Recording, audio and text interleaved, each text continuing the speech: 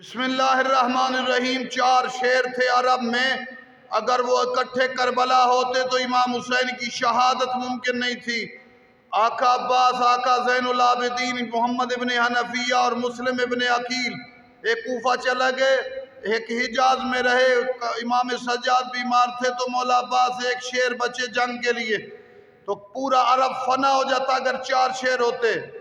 तो एक ऐसा वक्त आएगा कि जब ये शेर भी नहीं होंगे, इमाम हुसैन भी नहीं होंगे, अकेला शेर बब्बर महदी, बब्बर शेर असद मेरा मौला इमाम ज़माना होंगे। लेकिन पूरे वर्ल्ड पर ये एक बनी हाशिम का शेर छा जाएगा।